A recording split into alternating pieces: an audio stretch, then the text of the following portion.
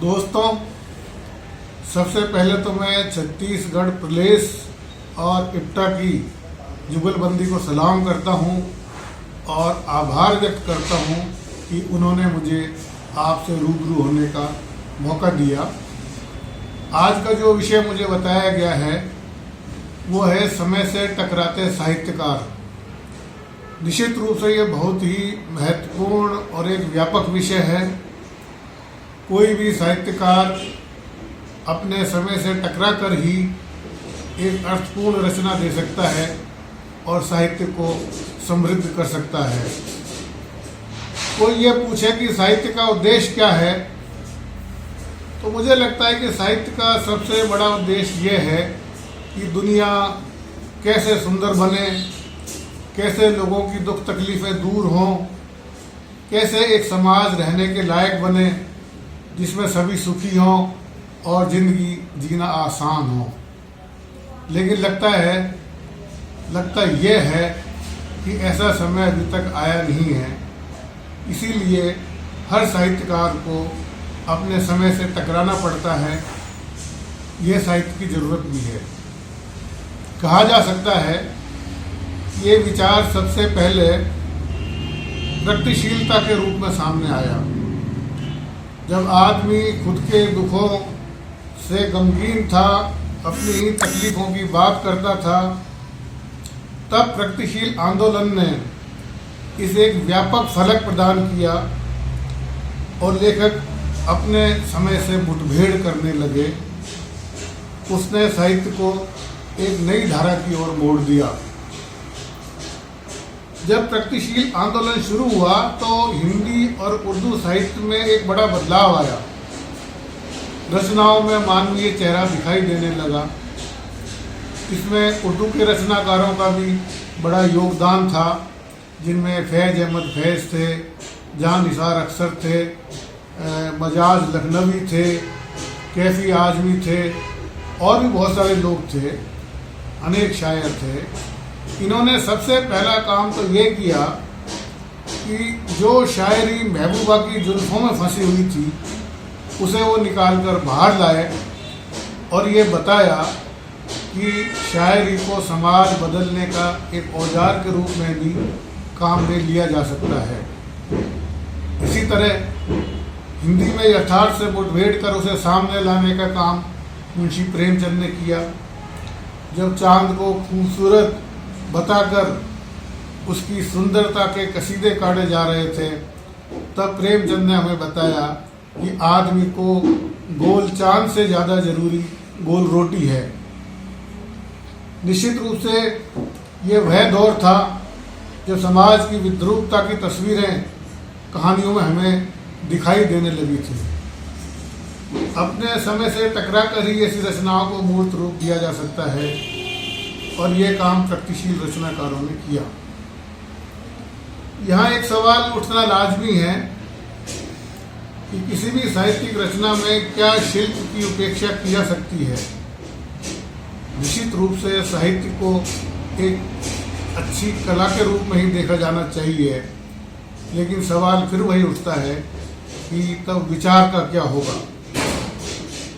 दरअसल इसमें मुझे कवि नागार्जुन याद आते हैं। एक बार मैंने नागार्जुन से अलवर में साक्षात्कार लिया था। तब उन्होंने बताया था कि साहित्य में विचार की भूमिका वैसी ही है जैसी सब्जी में हींग। सब्जी में जब हम जरा सी चुटकी भर हींग डाल देते हैं तो उसकी महक पूरी सब्जी में फैल जाती है, लेकिन यदि हींग ज़्यादा हो जाए तो सब्जी कड़वी हो जाती है। और निश्चित रूप से जब ये हींग ज़्यादा होगी तो जो हमारी साहित्यिक रचना है वो भी कसैली हो सकती है। दरअसल यहाँ मुझे कहना चाहिए कि ऊपर से थोपा विचार एक रचना को सुंदर नहीं बना सकता, लेकिन विचार बहुत ज़रूरी है। यहाँ मुझे भीष्म साहनी भी याद आ रहे हैं। उन्होंने एक साक्षात्कार में कहा था, विचारधारा हमें कहानी का नज़रिया नहीं देती, जिंदगी का नज़रिया देती है। कहानी तो हम जिंदगी से ही लेते हैं, कच्ची सामग्री तो हम जिंदगी से ही उठाते हैं। तो किसी बंधी बंधाई विचारधारा में उसे फिट करने की कोशिश की जाए, ऐसा नहीं होता। ऊपर से कोई चीज़ थोपी नहीं जाती। विचारधारा जिंदगी को देखने की हमें एक दृष्टि देती है, हमें एक सोच देती है। जाहिर है कि विचारधारा को किसी कहानी में फिट नहीं किया जाता, बल्कि उसे जिंदगी से उठाया जाता है। और जिंदगी क्या है? जिंदगी को देखने के लिए हमें हमारे समय से टकराना होता है। उसके बिना जिंदगी को सार्थक ढंग से कागज पर नहीं उतार सकते। मुझे लगता है कि किसी भी रचना को समृद्ध करने के लिए सबसे पहली कोई शर्त है, तो यह है कि अपने समय से मुठभेड़ करना। और प्रगतिशील रचनाकार अब तक यही करते रहे हैं, इसीलिए उनकी रचनाओं में हमारी जिंदगी का अक्स हम देख सकते हैं।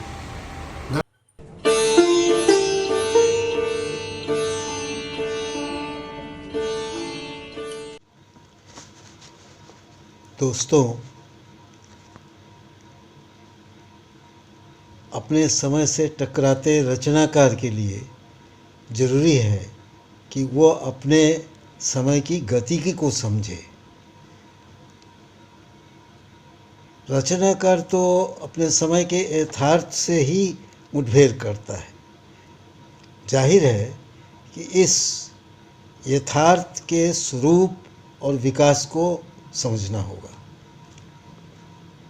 तदनुसार उसे मनुष्य के हित में आवश्यक सामाजिक परिवर्तन के लिए इस यथार्थ के भीतरी परतों को खोलकर समझते हुए अपनी रचना धर्मी स्ट्रैटेजी बनानी होगी।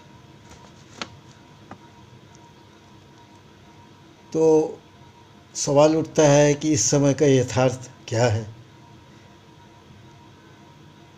हम जानते हैं कि यह उत्तर औपनिवेशिक युग है, जिसमें पूंजीवाद अपने नए रूप में अपना अग्रिम विकास कर रहा है। वह वित्तीय पूंजी, कॉरपोरेट पूंजीवाद, क्रोनी कैपिटलिज्म, मुक्त बाजार आदि रूप में उभर रहा है, जिससे आधुनिकता के ज्ञानोदयी प्रबोधन को मारकर वह उत्तराधुनिकता का पाठवादी रूप विकसित कर रहा है, जिसका अगला रूप अब उत्तर सत्य या पोस्ट ट्रूथ कहलाता है। यह पोस्ट ट्रूथ क्या है, जो सुनने में विचित्र लगता है? उत्तर सत्य। दरअसल ये कोई उच्चतर सत्य नहीं है, बल्कि झूठ को ही सत्य बनाकर उसका नैरेटिव पेश किया जा रहा है। इसमें मानो एक विचार दर्शन का ही इसने रूप ले लिया है, जो हमारे देश में पिछले कुछ सालों से खूब दिखाई दे रहा है।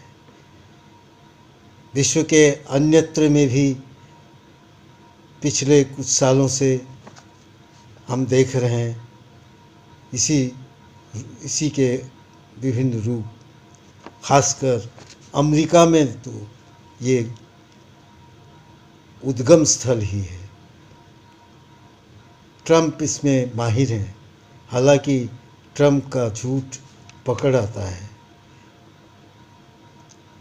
दरअसल यह पूंजीवाद अपने रास्ते में सबसे बड़ी बाधा ज्ञानोदयी प्रबोधन की वैज्ञानिक चेतना, तार्किकता या रीजनिंग को मानता है।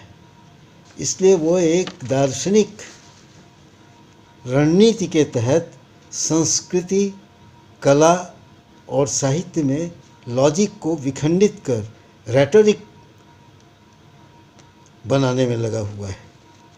अपनी इसी उद्देश्य पूर्ति के तहत वह धार्मिक, सांप्रदायिक भेदवाद, जातिवाद, नस्लवाद आदि को हवा देता है। आज पूरे विश्व का परिदृश्य क्या है? अमेरिका में कालों पर कहर ढाया जा रहा है, धर्म आधारित लड़ाइयाँ जारी है। अजरबैजान और आर्मेनिया में युद्ध छिड़ा हुआ है। अजरबैजान में 96.6% मुस्लिम है, तो आर्मेनिया में 96.8% ईसाई। इस तरह से धर्म को केंद्र में करके लड़ाइयाँ हो रही है। इराक, ईरान, इज़राइल, सीरिया, फ़िलिस्तीन, यहाँ भी रोज़ लड़ाइयाँ चल रही है। रोज़ हज़ारों लोग मारे जा रहे हैं। मनुष्य की मौत का कोई मूल्य ही नहीं। हमारे देश में भी क्या हो रहा है? यहाँ मॉब लिंचिंग हो रही है। गो कशी के नाम पर, गोवंश रक्षा के नाम पर लोग मारे जा रहे हैं। जब तक कहीं ना कहीं घटनाएं घटती हैं जिसमें उच्च वर्ग के लोग, उच्च जाति के लोग दलितों पर अत्याचार करते हैं। अभी हाथरस और बलिया की घटना हमारे सामने ताज़ा है।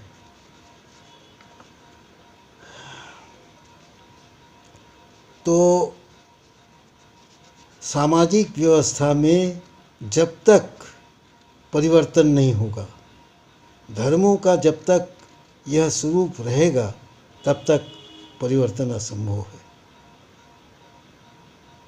इन चीज़ों को पूंजीवाद हथियार के रूप में इस्तेमाल करता है।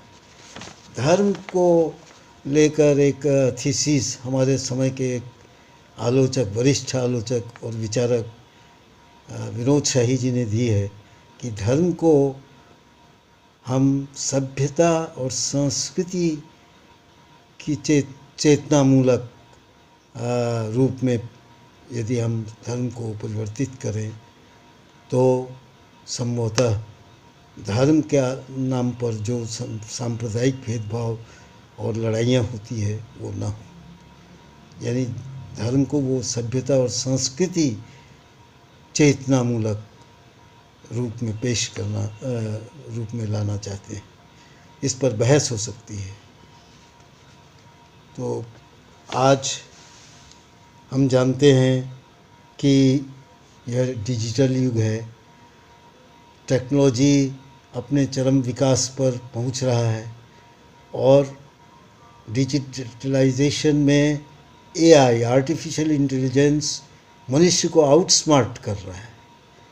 इस वक्त जो एआई का एक रूप है वो हम रोबोट के रूप में देखते हैं, मशीन मानव। मशीन मानव तो मानव मनुष्य को ही रिप्लेस कर रहा है। एक फ्लिपकार्ट कंपनी हमारे यहाँ, उसने जो डिस्ट्रीब्यूशन, जो पैकेजिंग होती है डिस्ट्रीब्यूशन में सामानों का, उसके लिए उसने रोबोट्स को लगा दिया है, रोबोट्स को इस्तेमाल किया है, जिसमें एक रोबोट 50-60 लोगों का काम संभाल लेता है। ये दरअसल इस तरह से क्या होता है कि 60 लोगों को एक रोबोट रिप्लेस कर दे रहा है। तो लोगों की नौकरियां चली जा रही हैं, वे बेरोज़गार हो रहे हैं। बेरोज़गारी इसलिए भी बढ़ी है अभी कि कोरोना काल में हमने देखा हज़ारों की संख्या में, लाखों की संख्या में मज़दूर बेरोज़गार होकर अपने गांव लौटे हैं। इस समय गांधी जी का संदर्भ आता है कि दरअसल यदि गांव में कुटीर उद्योग होते, गांधी जी की योजना के मुताबिक खादी ग्राम उद्योग, कुटीर उद्योग और अन्य छोटे छोटे उद्योग यदि स्थापित हुए होते, वो गांव में चले होते, तो आज जो ये बेरोजगारी की स्थिति आई है, जो कामगार लौटे हैं गांव, उन्हें काम मिलता, वे बेरोजगार नहीं रहते। ये एक बड़ी बात है। लेकिन हम टेक्नोलॉजी इस समय जिस स्थिति में, उन्नत स्थिति में है, वो अब उससे हम पीछे की ओर नहीं जा सकते। इसलिए अब वो गांधी जी की योजना के मुताबिक जो स्वरूप था वो तो संभव नहीं है ठीक, परंतु हाँ, एक बीच का कोई रास्ता निकाला जा सकता है। तो दरअसल हम एक बहुत ही खराब, संकटमय, भयानक समय में जी रहे हैं, समय में चल रहे हैं, जो लेखकों के लिए और समस्त रचनाकारों के लिए एक बहुत अपनी दृष्टि पैनी रखकर, यथार्थ को समझते हुए तब अपनी रचना में हस्तक्षेप करना होगा। आज की मानव स्थिति के संबंध में विष्णु खरे जी ने राम कुमार तिवारी जी की एक कविता पंक्ति उद्धृत करते हुए कहा है कि मानव स्थिति इससे ज़्यादा तकलीफ दे और क्या हो सकती है। कविता पंक्ति वो उद्धृत करते हैं, जहाँ हूँ वहाँ सच मृत्यु की तरह आता है, कैसा जीवन है, झूठ ही बार बार बचाता है। हमारे देश की इस समय वर्तमान में जो स्थिति है, जो हिंसा, मारकाट और घृणा फैली हुई है, उससे छटपटाते हुए, उसकी से बेचैन होकर एक कवि ने अपनी एक अभिव्यक्ति दी है, जो मैं साझा कर रहा हूँ आपसे। विचारों का रक्तपात, एक असहाय भाव, भारी नैराश्य किंतु तीव्र छटपटाहट, भीषण आक्रोश, कैसे हो सकता है इस महान देश में ऐसा अंधेरा, नव आगंतुक, पाषाण युगीन हिंसा, हत्यारे इसलिए हैं क्योंकि उन्हें पता है होगा कुछ नहीं, हत्यारों से कानून कांपता है। अंततः समय से टकराते रचनाकार अपनी कविता, कहानी के माध्यम से प्रतिरोध तो करना ही होगा रचनाकार को, क्योंकि विचार शून्य होना एक तरह से मौत है, इसलिए उसे सोचार होना होगा। धन्यवाद।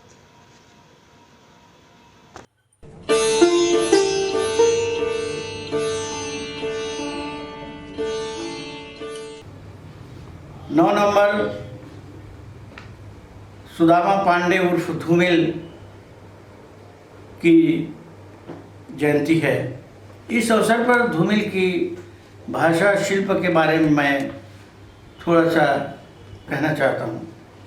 धूमिल ग्रामीण परिवेश से जुड़े हुए थे, इसलिए उन्होंने ग्रामीण जनजीवन को गहराई से देखा।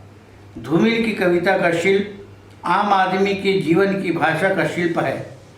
पगडंडियों पर चलते इंसान की, कचहरी में हलफनामा भरते इंसान की, पास पड़ोस के तनाव से जूझने वाले इंसान की, स्त्री और पुरुष के असंतुलित संबंधों से उत्पन्न खींच को व्यक्त करने वाले इंसान की विविध मना स्थितियों को चित्रित करने वाली भाषा का प्रयोग धूमिल ने किया है। आज के समाज में जो प्रतिष्ठित नहीं है, किसी प्रतिष्ठान से संबद्ध नहीं है, उस व्यक्ति के जिंदगी के व्याकरण को नए सिरे से समझने की कोशिश की है। अर्थात तिरस्कृत, अस्वीकृत इंसान को तराशने की भाषा में उन्होंने नए रूप से गढ़ने की कोशिश की है। धूमिल जानते थे कि प्रजातंत्र, साक्षरता और संचार साधनों के इस युग में भाषा का इस्तेमाल वैसा नहीं हो सकता जैसा कि व्यास, कालिदास, शेक्सपियर और तुलसीदास के ज़माने में होता था। धूमिल पेशेवर भाषा की असमर्थता को पहचानते हैं, इसलिए वे बार बार कविता और भाषा को रेखांकित करते चलते हैं, जो उनकी कविता और भाषा के प्रति रचनात्मक जिम्मेदारी का परिचायक है। धूमिल की भाषिक संवेदना उस हथौड़े और छेनी की तरह है जो अनगढ़ पत्थर को काट कर, तराश कर उसे मूर्ति रूप से गढ़ा है और आम आदमी के प्रजातंत्र को आवाज़ दी है, ललकारा है। तो दूसरी ओर उन्होंने सामंतवादी पूंजीवादी प्रजातंत्र की विद्रूपता को अभिव्यक्ति दी है।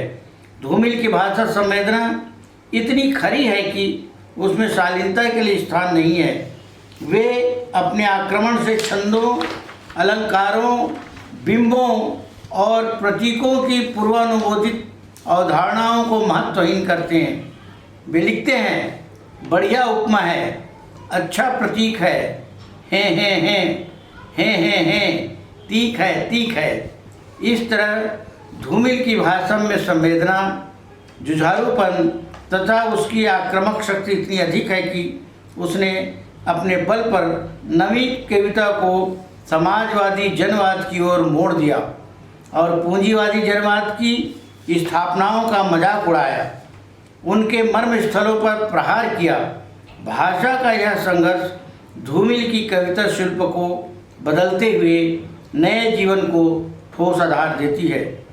धूमिल अपनी कविता में शब्दों के जरिए अपने वर्ग के आदमी को समूह की साहसिकता से भरता है। मेरी कविता इस अकेले को सामूहिकता देती है और समूह को साहसिकता। धूमिल अपने कविता की भाषा क्षमता को अधिक से अधिक बढ़ाना चाहते थे ताकि शब्द कैसे भी हो कविता में आकर सही अर्थ को दे। वास्तव में शब्द को पचा पाना भाषा की क्षमता का प्रतीक है।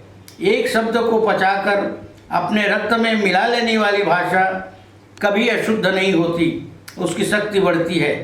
इतना ही नहीं, धूमिल ने शब्द और भाषा के माध्यम से जीवन के रिश्तों के मुहावरों को बदलने की कोशिश की है। कविता की नसों में बहता हुआ खून जरूरत की जगह जहमत बन गया है। अक्सर उठाते हैं सवाल, कहाँ है युवा वर्ग, परिवर्तन के अग्निचक्र, क्षुधित इतिहास। धूमिल ने अपनी कविता के माध्यम से सामने खड़े इस जीवन प्रश्नों के उत्तर खोजे हैं।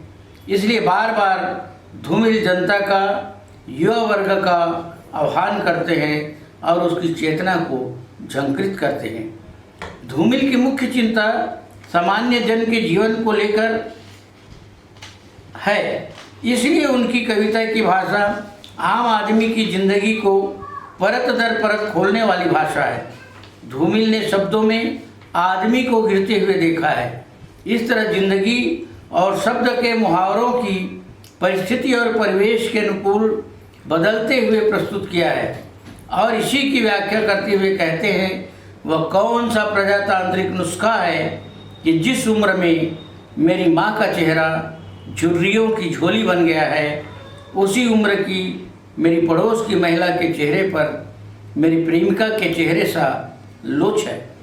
धूमिल के शब्द और उनकी कविता के संदर्भ अप्रत्याशित क्षेत्रों से आते हैं। धूमिल को मनुष्य की बुनियादी शर्तों से अधिक उसकी तात्कालिक जरूरतों की चिंता है। धूमिल की कविता में सामयिक बोध इतना प्रखर है कि जिंदगी अपने उग्रतम रूपों में चित्रित होने को विवश हो जाती है। इस तरह धूमिल की कविता की पंक्ति पंक्ति में जिंदगी का टकराव है। धूमिल ने कविता के विषय के रूप में ग्रामीण परिवेश को प्रमुखता से लिया है।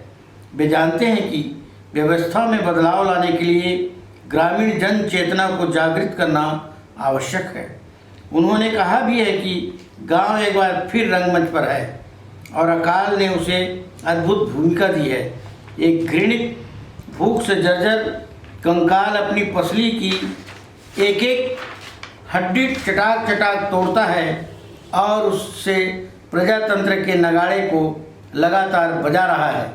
अकाल अपने देश में सोहर की तरह गाया जा रहा है और जनता के प्रतिनिधि संसद में जुआ खेल रहे हैं। इससे बड़ा दुर्भाग्य क्या होगा कि यहाँ एकता युद्ध की और करुणा अकाल की पूंजी है। इसलिए वे कहते हैं कि शब्दों की ताकत सबसे बड़ी ताकत होती है।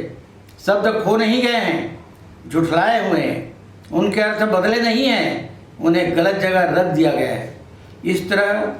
जिस तरह प्रयोगवादी कविता में कविता और भाषा को ज्ञेय ने सत्य चिंतन का आधार बनाकर सैद्धांतिक सूक्ति में परिवर्तित कर दिया, वही काव्य भाषा धर्मवीर भारती तक आते आते नितांत वैयक्तिकता में मानसिक रोमांच का साधन बन गई तथा श्रीकांत वर्मा ने कविता और भाषा को विसंगति बोध का माध्यम बनाया। धूमिल ने कविता और भाषा के इन संकुचित मार्गों को तोड़ा और उसे नागरिक बोध तक पहुंचाकर जनता की यथार्थवाणी और नई परिस्थितियों के अनुकूल उसमें जीवन ऊर्जा संचारित कर संघर्ष के लायक बनाया। धूमिल ने भाषा के प्रचलित मुहावरों को तोड़ा, उसके सीमाधर्मी मिथ को तोड़ा और सपाट बयानी के स्तर पर लाकर कविता को जिंदगी का अनिवार्य वक्तव्य बना दिया। वे प्राचीन परंपरा पर आधारित उपमा, बिंब और प्रतीक की कविताओं की खिल्ली उड़ाते हैं। इस तरह धूमिल की कविता आम आदमी के जीवन यथार्थ का दर्शन है, जिसमें मानवीय मूल्य और उसके अस्तित्व रक्षा का प्रश्न है। जय हिंद।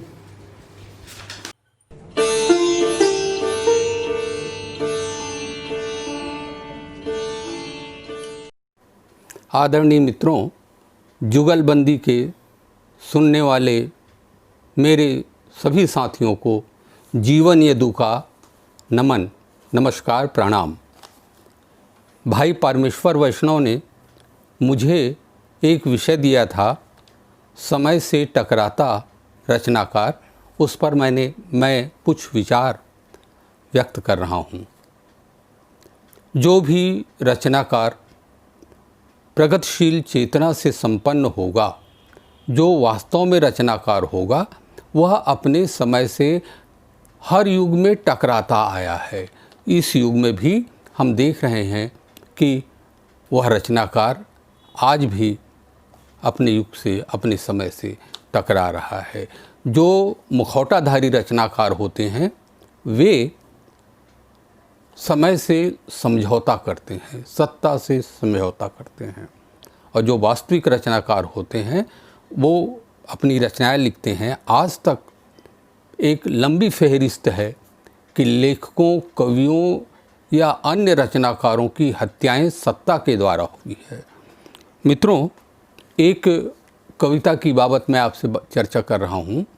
उस कविता में का अर्थ है कि एक राजा था, उसके राज्य में एक कवि भी रहता था। एक बार उसने एक ऐसी कविता लिखी, आलोचक को वो दिखाने पहुंच गया। आलोचक ने कहा कि बहुत बुरी रचना है, इससे बुरी रचना और हो ही नहीं सकती, और दूसरी कविता लिख के लाओ। फिर वो दूसरी कविता लिख के ले जाता है। उसने कहा अच्छी कविता तो है लेकिन इसमें कलात्मकता नहीं है, फिर से लिख के लाओ। फिर तीसरी बार वो जब गया तो आलोचक ने कहा हाँ, ये रचना तो बहुत अच्छी है, लेकिन इससे राजा नाराज़ होगा। कविता यहीं पे ख़त्म हो जाती है। तात्पर्य ये कि राजा की नाराज़गी इस बात पे है कि अच्छी बात ना लिखी जाए।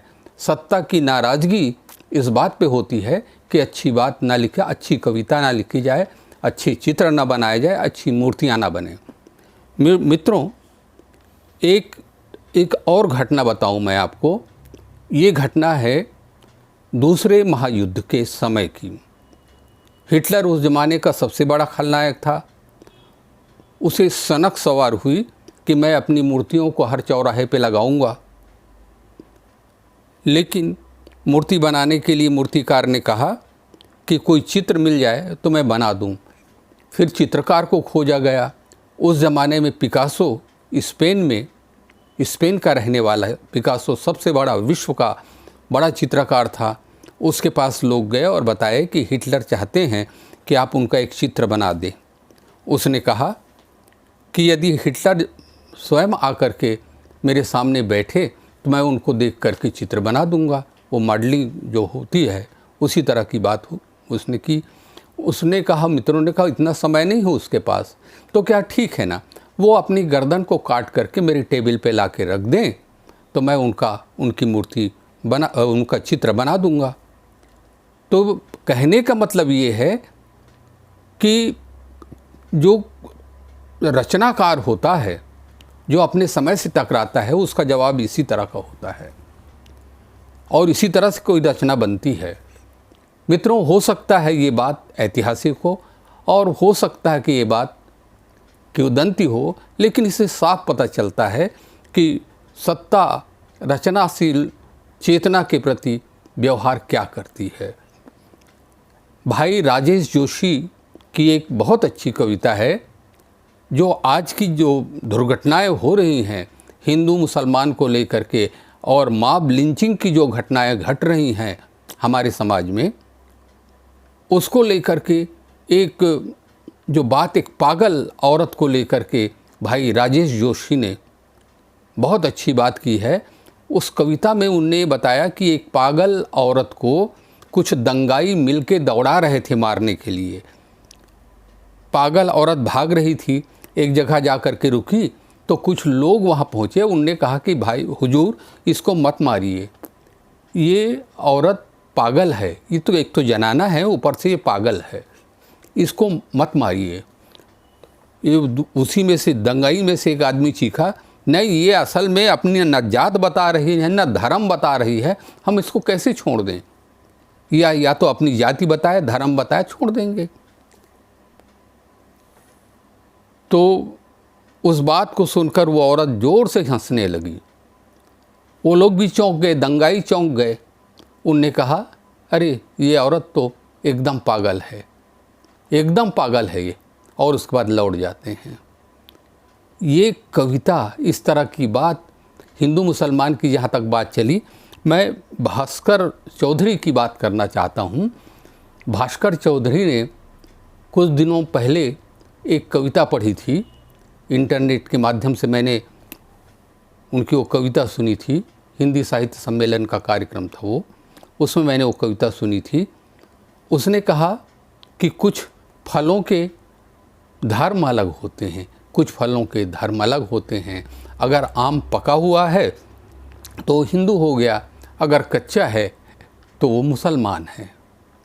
इस तरह की बातें सारी सब्जियों के लिए, फलों के लिए, आज तो रंगों की पहचान भी धर्मों से की जा रही है।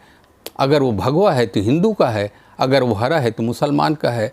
इस तरह की जो बातें हो रही हैं लगातार, ये देश को तोड़ने वाली बातें हैं। इस पे हमारे भास्कर चौधरी ने बहुत अच्छी बात की थी। इसी तरह की बात बिल्कुल नए कवि संकल्प यदु ने की थी कि मज़दूर किस तरह से लौट रहे हैं। उनने चींटियों का प्रतीक दे करके अपनी बात रखी थी और किस तरह चींटियां धीरे धीरे अपनी मंजिल की तरफ पहुंचती हैं। बीच में उनको रोका भी जाता है, फिर भी वहां से बच कर के निकल जाती हैं। इस तरह की बात उनने की थी। तो मित्रों, एक अच्छी कविता इस पे सुनाई थी सरिता दोषी ने। सरिता दोषी भी नई कवित्री हैं, लेकिन आज अपने समय से टकरा रही हैं। वो उसने बलात्कार को लेकर के एक लंबी कविता लिखी थी और उसमें उनने ये बात कही थी कि एक माँ के प्रति बेटी के क्या उद्गार हो सकते हैं। मरती हुई जो बेटी होती है कि मैं बलात्कार से पीड़ित हूँ, मेरी जीभ काट दी गई है। अभी हाल में कुछ दिन पहले घटना घटी थी, जीभ काट दी गई है और मैं बोल भी नहीं पा रही हूँ ठीक से, लेकिन मैं अगले जन्म में आपकी कोख से फिर लड़की बन के पैदा हूँ, लेकिन मुझे इस तरह कमज़ोर मत बनाना कि मैं उन भेड़ियों के आगे कमज़ोर पड़ जाऊँ। इस तरह की बातें लगातार हमारे कविगण अपने समय से टकराते हुए लिख रहे हैं और लगातार इस तरह की बातें हमारे सामने आती जा रही हैं। एक हमारे बहुत अग्रज कवि, हमारे जो बहुत अग्रज कवि हैं, मैं उनकी बात करना चाहता हूँ।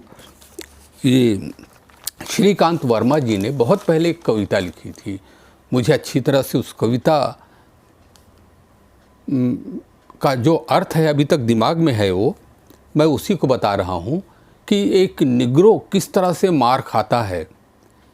क्योंकि जो भी पूंजीवादी तानाशाह होगा, पूंजीवादी सत्ता होगी, वो अपने लिए एक दुश्मन चुनती है, जिस बाबत हमारे बिल्कुल नए कवि अंजन कुमार ने हिटलर का प्रतीक लेकर के जितनी भी सत्ताएं हैं और ख़ास तौर से तानाशाहों की जो सत्ताएं हैं उनकी पहचान बताई थी।